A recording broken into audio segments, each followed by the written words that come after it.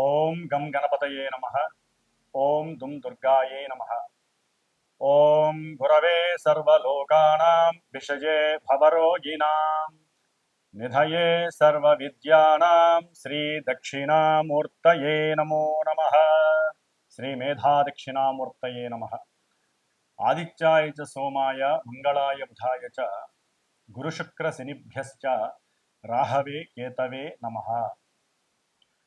ఈ యొక్క నవగ్రహ స్తోత్రాన్ని ఎవరైతే ప్రతినిత్యము కూడా చక్కగా తలుచుకుంటారో వారందరికీ కూడా ఈ జన్మలో కలిగేటటువంటి ఆయురారోగ్య వృద్ధి తప్పకుండా కలుగుతుంది అని ఋషివచనం.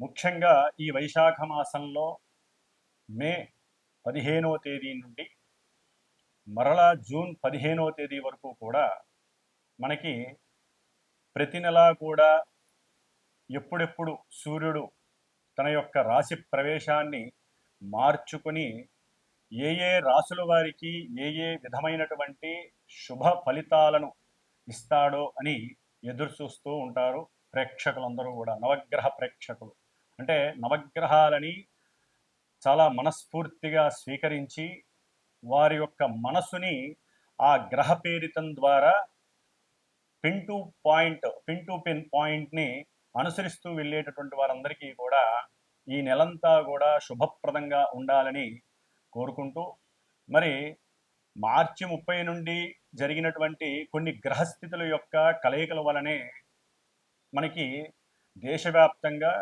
అట్లాగే ప్రపంచవ్యాప్తంగా ఎన్నో రకాలైనటువంటి సిచ్యువేషన్స్ మనం గమనిస్తూనే ఉన్నాం.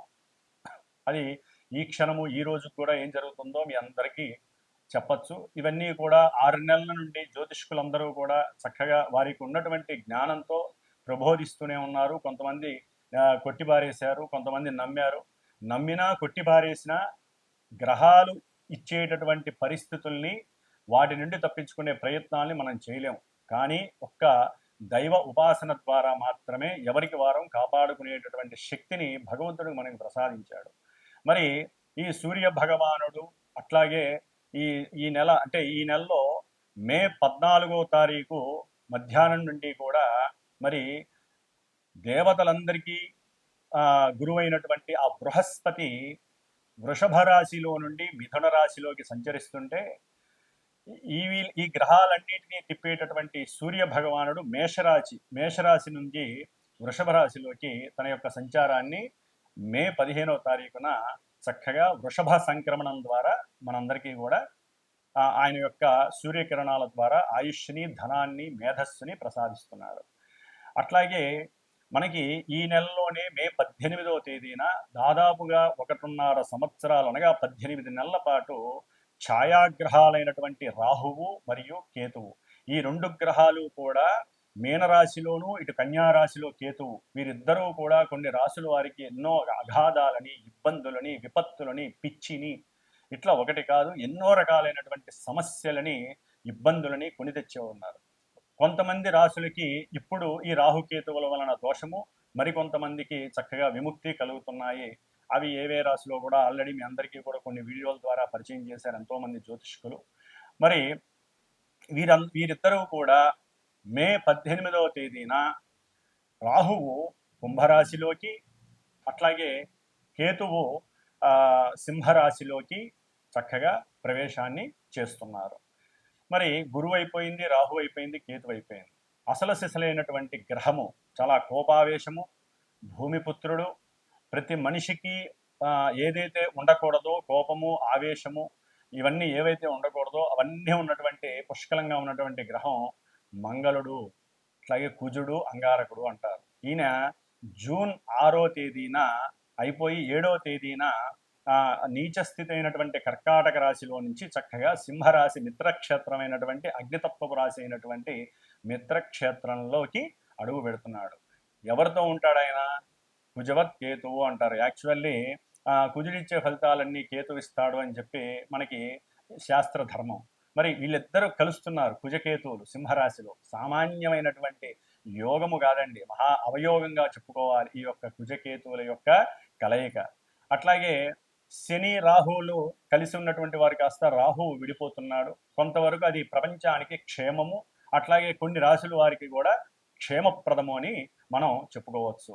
కాబట్టి ఈ కుజుడు జూన్ 7వ తేదీన కేతువుతో కలిసి సింహరాశిలోకి వచ్చినప్పుడు కొన్ని రాశుల వారికి, ముఖ్యంగా మేషము, వృశ్చికము లగ్నముగా ఉన్న వాళ్ళకి, రాశులుగా ఉన్నటువంటి వారికి, అట్లాగే ఎవరికైనా సరే కుజుడు యొక్క నక్షత్రాలైనటువంటి మృగశిర, చిత్త, ధనిష్ట ఈ నక్షత్రాధిపతి అయినటువంటి మరి అధిపతి కుజుడు కాబట్టి ఈ కుజుడు కేతువు కలిసినటువంటి ప్రభావం వారి మీద ఉంటుంది. అట్లాగే ఎవరికైతే వారి యొక్క జన్మజాతకంలో కుజ మహర్దశ కానీ కుజ అంతర్దశ కానీ నడుస్తుందో వారికి కూడా కొన్ని అవాంతరాలు, ఇబ్బందులు కలగడానికి అవకాశాలు పుష్కలంగా ఉన్నాయి. కాబట్టి వీళ్ళందరూ కూడా తప్పనిసరిగా సర్పగ్రహ దోష నివృత్తి కోసము, అంటే కుజుడు కేతువు అటు రాహుకేతువులకి కుజుడికి అస్సలు పడదు కాబట్టి కంపల్సరీ ఇంకా ఎన్నో రకాలైనటువంటి ప్రమాదాలకి దారి తీసేటటువంటి అవకాశం ఉంది. ప్రపంచ క్షోభం కూడా కలగడానికి అవకాశం ఉంది. ముఖ్యంగా రాజకీయ నాయకులు అట్లాగే దేశాధ్యక్షులకి ఇది ఒక గండంగా కూడా మనం భావించాలి. అయితే మన దేశంలో ముఖ్యంగా కర్మభూమి, యజ్ఞభూమి కాబట్టి ఈ యొక్క రాహుకేతువులు కుజుడు యొక్క ఈ మిశ్రమ ఫలితం, అంటే వీళ్ళందరూ కలిసినటువంటి సంయోగ ఫలితము ఎదిరించడానికి ఒక్క సుబ్రహ్మణ్యేశ్వర స్వామి ఒక్కడే మహానుభావుడు. ఆయన్ని మనం ఆరాధించటం, ఆయన హోమాలు ఎంత చేసుకుంటే అంత మంచిదండి. దాదాపుగా జూన్ 7వ తేదీ నుండి జూలై 29వ తేదీ వరకు దాదాపుగా ఈ కుజకేతువులు కలిసి ఉంటారు. ఈ మధ్యకాలంలో చాలా ఇబ్బందికరమైనటువంటి పరిస్థితులు ఉంటాయి. అట్లాగే జూన్ 17వ తేదీ నుండి జూన్ 30వ తేదీ వరకు కూడా ఈ రాహువు కేతువు మధ్యలో దాదాపుగా గ్రహాలన్నీ ఉంటాయి. అంటే చంద్రుడితో పాటుగా మిగతా సప్తగ్రహాలు ఉంటాయి కాబట్టి ఇది కాలసర్ప యోగ దోషము అంటారు. కాబట్టి ఏది జరిగినా ఇబ్బందులు కానీ, అవాంతరాలు కానీ, అగాధాలు కానీ ఈ మధ్యలోనే జరుగుతాయి ప్రపంచానికి మొత్తానికి కూడా. కాబట్టి అవన్నీ ఆపటానికి అందరం కూడా తప్పనిసరిగా ఎవరికి అవకాశం ఉన్నవారు వారి సొంత జాతకరీత్యా కానివ్వండి, ప్రపంచ క్షేమం, దేశక్షేమం కోసం ఆ సుబ్రహ్మణ్యేశ్వర స్వామి ఆరాధనలు, పూజలు, హోమాలు చేయటం ద్వారా వాళ్ళు శాంతించి, కుజరాహుకేతువులు శాంతించి దేశం సుభిక్షంగా ఉంటుంది. ఈ యొక్క కొట్లాటలు కానీ, యుద్ధాలు కానీ, ఈ భయ ప్రకంపనాలు కానీ ఇవన్నీ కూడా తగ్గిపోతాయి. ఎన్నో అగ్ని ప్రమాదాలు జరగడానికి అవకాశం ఉంది. ఎన్నో రకాలైనటువంటి రాజదండనలు, అంటే రాజకీయ పరంగా ఎన్నో ఇబ్బందులు ఎదురే అవకాశాలు ఉంటాయి. ఇవన్నీ కూడా మనం దరిమిలా పక్కకి తోసేయడానికి అవకాశం ఉంటుంది. కాబట్టి ఈ యొక్క వృషభ సంక్రమణానికి మేషరాశి నుంచి మరి వృషభంలో రవి, అట్లాగే మిథునంలో గురుడు, అట్లాగే మనకి సింహరాశిలో కుజకేతువులు, కుంభంలో రాహువు, అట్లాగే ఈ బుధుడు శని యొక్క సంయోగం నుంచి ఎప్పుడో 7వ తారీఖే బయటకు వచ్చేసాడు. మే 7వ తారీఖునే. శుక్రుడు కూడా ఇప్పుడు దాదాపుగా మే 31 అంటే మే 31వ తేదీన శని నుంచి విడి మేషరాశిలోకి వస్తున్నాడు. కాబట్టి ఒక్క శని మాత్రమే మనకి మీనరాశిలో ఉంటాడు కాబట్టి సాధ్యమైనంత వరకు కొంత ప్రభావం, అంటే మనకి కలిగేటటువంటి కొన్ని ఇబ్బందుల నుంచి ఈ ఒక్క శని మాత్రమే ఉంటాడు కాబట్టి ఇబ్బందులన్నీ కూడా తొలగిపోతాయి. ప్రపంచం కొంచెం సుభిక్షంగా ఉండడానికి అవకాశం ఉంటుంది. కాకపోతే కొన్ని గ్రహాల యొక్క కలయిక మంచిది కాదు కాబట్టి కాలసర్ప యోగ దోష ప్రభావం మన దేశం మీద, ప్రపంచం మీద ఉంటుంది. పర్సనల్ వ్యక్తిత్వ జాతకాల మీద కూడా ఉంటుంది. కాబట్టి అందరూ కూడా తమ యొక్క వ్యక్తిగత జాతకాలని చక్కగా గురువుల ద్వారా చూపించుకొని తగినటువంటి సుబ్రహ్మణ్య హోమాలు కానివ్వండి, అట్లాగే కుజరాహు కేతువులకి కంపల్సరీ తప్పనిసరిగా జపాదులు, దానాదులు, హోమాదులు చేయించుకోవాలి. ఇలా చేయించుకోవటం వలన చాలా ఉపశమనం కలుగుతుంది. కాబట్టి మరి ఏ రాశుల వారికి, మేషాది పర్యంతం మీనరాశి వరకు ఏ రాశుల వారికి ఈ గ్రహాలు ఈ స్థానాల్లో ఉండటం ద్వారా ఏ ఫలితాలు కలుగుతాయి, ఏ ఆనందాలు కలుగుతాయి, ఇబ్బందులు కలుగుతాయి అనేటటువంటి విషయ పరిజ్ఞానాన్ని మనం ఈ యొక్క వృషభ సంక్రమణంలో తెలుసుకుందాం. ఓం శ్రీమాత్రే నమః. మిథున రాశి వారికి మే 15వ తేదీ నుండి జూన్ 15వ తేదీ వరకు కూడా మరి సూర్యుడు 12వ స్థానంలో ఉండటం ద్వారా వీరికి ఆర్థికపరమైనటువంటి లావాదేవీలందు ఏదైనా సరే వీరు వడ్డీలకు ఇచ్చినటువంటి డబ్బులు రావాలన్నా, లేకపోతే కొత్త వ్యక్తులకి పరిచయం అయ్యి వాళ్ళకి ఏదన్నా అంటే తండ్రి తరపు కానీ లేకపోతే బంధువుల తరపు కానీ ఎవరైనా గనక భార్య తరపు కానీ వారికి ఎవరికైనా సరే ధనం గనక ఇచ్చున్నట్లయితే అవి రావాలంటే చాలా కష్టపడాల్సి వస్తుంది. దానివలన మాట తోలాల్సి వస్తుంది. ఆ డబ్బులు రాకపోగా వారితో కయ్యం పెరిగి కుటుంబంలో ప్రశాంతత లేకుండా గృహ సౌఖ్యం లేకుండా పోయే అవకాశం ఉంటుంది. మళ్ళీ జూన్ 7వ తారీఖు తర్వాత ఈ యొక్క కుజుడు 3వ స్థానంలోకి వచ్చినప్పుడు ఈ యొక్క మిథున రాశి వారికి కొంత అనుకూలమైనటువంటి పరిస్థితులు కనపడడానికి అవకాశం ఉంటుంది. అంటే ఇవ్వనన్నట్టు వాళ్ళే పిలిచి ఇవ్వటం, లేకపోతే వాళ్ళే వచ్చి మీకు క్షమాపణ చెప్పి ధనాన్ని ఇచ్చేటటువంటి పరిస్థితి మిథున రాశి వారికి కనిపిస్తుంది. ఎందుకంటే మిథున రాశి వారికి 18వ తారీఖు మే 18వ తేదీ నుండి పాపగ్రహమైనటువంటి కేతువు ఇప్పటి వరకు గృహ అసౌకర్యాన్ని, ఇబ్బందులని, ఇల్లు కట్టుకునేటటువంటి వారికి అప్పులు దొరికిన వాళ్ళు నానా బీభత్సం చేసినటువంటి వాళ్ళందరికీ కూడా ఇప్పుడు చక్కటి 3వ స్థానంలో ఉన్నటువంటి కేతువు అనుకూలమైనటువంటి పరిస్థితులను ఇస్తున్నాడు. కుజుడు కూడా కలిసేసరికి మీకు వద్దన్నా కూడా అప్పులు ఎక్కువ ఇచ్చేవాళ్ళు ఎక్కువ అయ్యే అవకాశాలు ఉంటాయి. కానీ దొరికింది కదా అని చెప్పి తీసుకోకండి. ఎందుకంటే రవి యొక్క బలం గొప్పది. రవి 12వ స్థానంలో ఉండటం ద్వారా మీరు ఎంత అప్పు తీసుకుంటే మళ్ళీ తీర్చడం అంత కష్టమయ్యే పరిస్థితి ఎదురవుతుంది. ఎందుకంటే ఇక్కడ బుధ శుక్రుడు యొక్క అనుకూలత కూడా లాభస్థానంలో ఉండేసరికి మీరు ఒక ఫోన్ చేసి అడిగినా కూడా మీకు ధనం వచ్చేటటువంటి పరిస్థితులు కనిపిస్తున్నాయి. కాబట్టి సూర్యుడు ఒక్కడు బాలేదు కాబట్టి తండ్రి గారితో కాస్త మాట్లాడేటప్పుడు సౌకర్యవంతంగా మాట్లాడండి. అట్లాగే మనో ఏకాగ్రతతో నిశ్చలంగా ఎటువంటి ఇబ్బంది పడకుండా తండ్రి అయినా లేకపోతే కొడుకైనా సరే ఎవరైనా సరే వీళ్ళిద్దరిలో ఒకరితో ఒకరు అనుకూలంగా మాట్లాడడానికి ప్రయత్నం చేయాలి. లేకపోతే కుటుంబానికి వీరు దూరం అయ్యేటటువంటి అవకాశాలు ఎక్కువగా కనిపిస్తున్నాయి. అట్లాగే ముఖ్యంగా ఈ యొక్క రవి యొక్క ప్రభావం మిథున రాశి వారికి ముఖ్యంగా ఈ అప్పుల మీద ఎక్కువగా పడే అవకాశం ఉంటుంది. తండ్రి చేసినటువంటి అప్పులు తీరుద్దాం అనుకునే లోపల కుటుంబపరమైనటువంటి ఖర్చులు అయిపోవటం, దాని ద్వారా తండ్రి ఇంకా వీరిననేటటువంటి పరిస్థితి, దీని ద్వారా మానసికంగా ఇబ్బందులు ఎదురయ్యేటటువంటి పరిస్థితులు కూడా వీరికి కనిపిస్తున్నాయి.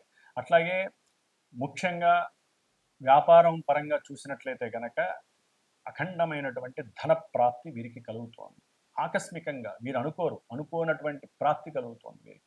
దాని ద్వారా ఎందుకంటే వీరు చేసినటువంటి స్వయం కృషి, కష్టము, కలిసి వచ్చేటటువంటి కాలము ఇవన్నీ కూడా ఈ నెలలో వీరికి ఎదురయ్యే అవకాశం ఉంటుంది. ఒక్క సూర్యుడు ఒక్కడే బాలేదు కానీ కుజకేతువులు బాగున్నారు. అట్లాగే బుధ శుక్రుడు కూడా లాభస్థానంలో ఉండటం ద్వారా చక్కటి ఆర్థిక లాభాదేవీలు అయితే కనిపిస్తున్నాయి. ముఖ్యంగా విద్యార్థుల విషయంలో మాత్రం అంటే విద్యార్థులు మాత్రము చక్కటి మేధా సంప్రాప్తి, ఇప్పుడే వీళ్ళు చదివిన చదువుకి సరైనటువంటి సార్థకత కలుగుతోంది. వీరు ఏదైతే మనసులో ఉన్నదో దాన్ని బుద్ధి రూపకంగా బయటికి రావటం ద్వారా చక్కగా ఎగ్జామ్స్లో ఉన్నతమైనటువంటి శ్రేణి గణించడానికి వీరికి చాలా అవకాశం ఉంటుంది. ఇంకా కొత్త వాళ్ళతో పరిచయమై సంఘంలో కీర్తి ప్రతిష్టలు కలిగే అవకాశం ఉంటుంది. గురువుల యొక్క మన్ననలు పొందుతారు. గురువులతో చక్కగా ఐక్యమయ్యి వారి యొక్క జ్ఞానాన్ని వీరు పుణికిపుచ్చుకునేటటువంటి పరిస్థితి విద్యార్థులకి ఎదురవుతోంది. అట్లాగే సత్సంతాన లాభం కలగడానికి కూడా అవకాశం ఉంటుంది సూర్యారాధన చేసుకోవడం ద్వారా మాత్రమే. ఎందుకంటే కొన్ని గ్రహాలు అనుకూలించినా సూర్యుడు మాత్రం అనుకూలించట్లేదు కాబట్టి ఆరోగ్య విషయంలో జాగ్రత్తగా ఉండాలి. కొత్త ప్రదేశాలని చెప్పి ధనం ఖర్చు పెట్టి వెళ్తే ప్రయాణం చేస్తే ఆ ప్రయాణాల్లో ఆటంకాలు, ఇబ్బందులు అయ్యే అవకాశం ఉంటుంది. ఇవన్నీ కూడా నానా ఇబ్బందిపరమైనటువంటి పరిస్థితులు కనిపిస్తాయి. ముఖ్యంగా ముఖానికి సంబంధించినటువంటి కొన్ని అనారోగ్య పరిస్థితులు ఈ మిథున రాశి వారికి కనిపిస్తూ ఉన్నాయి.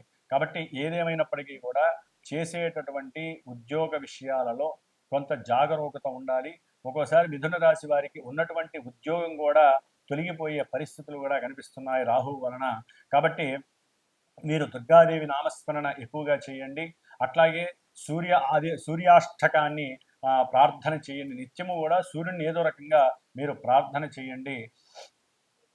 ఎందుకంటే ఈ యొక్క శని భగవంతుడు తన యొక్క దృష్టి రవి మీద పడటం ద్వారా మీరు ఉద్యోగ విషయంలో ఏదనుకున్నా సరే ఆలస్యం అవడానికి ఎక్కువగా అవకాశం ఉంటుంది. కాబట్టి సూర్యారాధన చేయండి.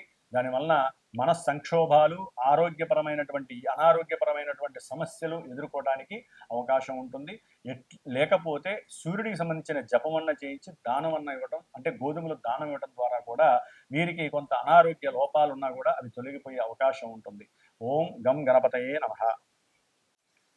వీక్షించేటటువంటి అందరికీ కూడా ఒక శుభార్థమై ఒక విషయాన్ని తెలియచేయాలనే ఉద్దేశంతో ముఖ్యంగా ఈ యొక్క అంతరిక్షంలో గ్రహాలను వేధించేటటువంటి రాహుకేతువులు ఈ యొక్క మే 18వ తేదీన కుంభరాశిలోకి రాహువు, సింహరాశిలోకి కేతువు ప్రవేశిస్తూ జూన్ 7వ తేదీ నుండి జూలై 29వ తేదీ వరకు కుజుడు కేతువుతో కలిసి ఇక్కడ కుజ కేతు రాహు యొక్క ప్రభావం ముఖ్యంగా అన్నదమ్ముల యొక్క విషయపరంగా కానివ్వండి, లేకపోతే కొంతమంది రాసుల వారికి వారి యొక్క భావాల రీత్యా సంతానం మీద, ముఖ్యంగా ఈ యొక్క కుజకేతు రాహు యొక్క ప్రభావం సత్సంతానం మీద, కోపావేశాలు ఎక్కువగా ఉన్నటువంటి వారి గురించి, అట్లాగే సంతాన ప్రాప్తి గురించి, ఉద్యోగ విషయం, లేకపోతే రియల్ ఎస్టేట్స్కి సంబంధించిన వాళ్ళకి, లేకపోతే మిలిటరీ పోలీస్ వ్యవస్థల్లో పనిచేసేటటువంటి ఎవరైనా సరే ఉద్యోగస్తులకు కానివ్వండి, అట్లాగే క్షురకర్మలు అంటే ఎవరైతే ఈ బ్యూటీషియన్స్, మెన్స్ ఫర్ సెలూన్ అని ఉంటాయి వారికి కానివ్వండి, అట్లాగే శస్త్రచికిత్సలు చేసేటటువంటి డాక్టర్లకు సంబంధించి, అన్నదమ్ముల సమస్యలు ఉన్నటువంటి వారు, పిత్రార్జితం మాత్రార్జితం ఉన్నటువంటి వారికి, ముఖ్యంగా జాతకంలో కూడా కాలసర్ప యోగ దోషం, వివాహం కానటువంటి యువతీ యువకులు ఎవరికైనా సరే సౌభాగ్య దోషం ఉన్నటువంటి వారికి, ఈ కుజుడి వలన ఎవరైతే ఇబ్బందులు పడుతున్నారో వివాహం కానటువంటి వారు కానివ్వండి, అట్లాగే ఉగ్రంతో ఎప్పుడూ కోపము ఆవేశంతో ఉన్నటువంటి వారు, కొట్లాటికి దిగేటటువంటి వారు, వీరందరికీ కూడా కొంచెం ఇబ్బందికరమైనటువంటి పరిస్థితులు కలుగుతున్నాయి. కాబట్టి ఈ కుజరాహు కేతువుల యొక్క సమన్వయం గురించి ఈ 41 రోజులు శ్రీమాత జ్యోతిషాలయ పీఠం, మా యొక్క పీఠంలో ఈ యొక్క కుజరాహు కేతువులకి జపం ఆచరిస్తూ నిత్యము కూడా 6 సార్లు సర్ప సూక్త జపాన్ని ఆచరిస్తూ వీరి యొక్క ఉపశమనార్థమై ఈ 41 రోజుల్లో తమిళనాడులో ఉన్నటువంటి 6 క్షేత్రాలు, సుబ్రహ్మణ్య క్షేత్రాలు దర్శనం చేసుకొని ఎవరైతే గోత్రనామాదులు ఇచ్చి వారి యొక్క పేరు నమోదు చేసుకుంటారో వారందరి పేర్ల మీద ఆ యొక్క క్షేత్రాలకు వెళ్ళినప్పుడు ఈ గ్రహాలకి సంబంధించి జపము, అట్లాగే సర్పసూక్త జపాన్ని ఆచరించి చివర్లో ఇక్కడ సుబ్రహ్మణ్య పాశుపత హోమాన్ని, నవగ్రహ హోమంతో పాటుగా సుబ్రహ్మణ్య పాశుపత హోమం అనేటటువంటిది ఏర్పాటు చేసి ఆ యొక్క భస్మాన్ని, ఆ యొక్క కంకణాలు ఏదైతే వెళ్ళొస్తామో ఆ 6 క్షేత్రాల్లో పూజ చేయించినటువంటి కంకణాన్ని కూడా మీకు అందజేసేటటువంటి ప్రయత్నము నేను చేస్తాను.